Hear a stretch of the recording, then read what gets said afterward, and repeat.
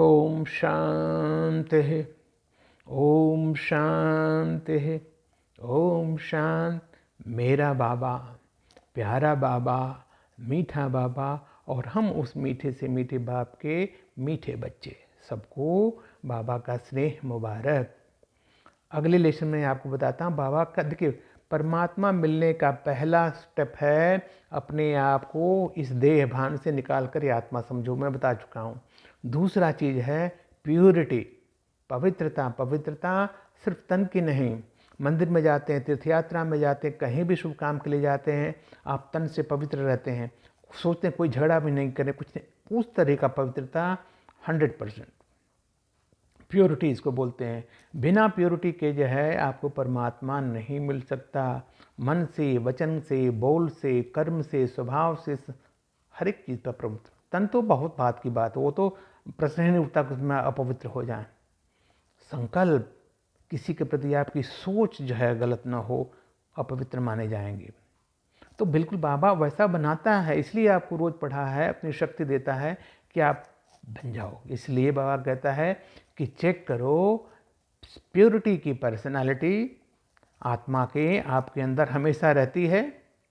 फिर बोलता मनसा वाचा कर्मणा, मन से, वचन से, कर्म से, फिर वृत्ति, सोच, दृष्टि, कृति। मनसा वाचा कर्मणा वृत्ति दृष्टि कृति, सभी में प्योरिटी है।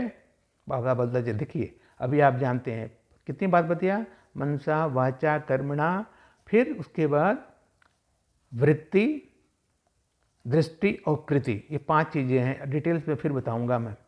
इन 5 में आप पवित्र हो, चेक करो। सर्व के प्रति शुभकामना, शुभ भावना, कल्याण की भावना, रहम की भावना, दातापन की भावना। दाता सिर्फ एक है, बोलते हैं ना दाता एक राम भिखारी दुनिया, दाता यही है। लेकिन हम लोग बच्चों को उन्होंने मास्टर दाता बना दिया।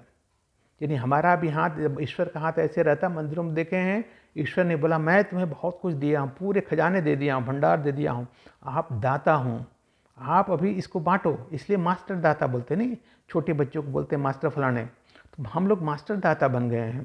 तो ये जो है मास्टर दाता बन करके सर्व के प्रति शुभकामना, शुभ भावना, कल्याण की भावना, रहम की भावना, दातापन की भावना। और दृष्टि में तो सदा हर एक के प्रति आत्मिक स्वरूप, किसी का शरीर नहीं देखना, शरीर देखोगे तो भटक जाएंगे। सभी को आत्मा समझ, दूसरे को भी सिर्फ आत्मा यहाँ देखना, आत्मिक भावना। ठीक है। उसके बाद बाबा बोलता है आत्मिक भाव से देखेंगे तो धीरे धीरे धीरे धीरे जैसे ही आपका पुरुषार्थ बढ़ेगा, आप फरिश्ता स्वरूप देखोगे।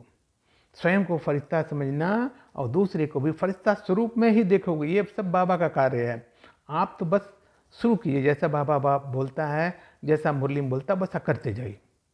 सभी फरिश्ता स्वरूप दिखाए, चाहे वो बना हो या न बना हो, लेकिन मेरी दृष्टि में फरिश्ता रूप और आदमी रूप ही हो।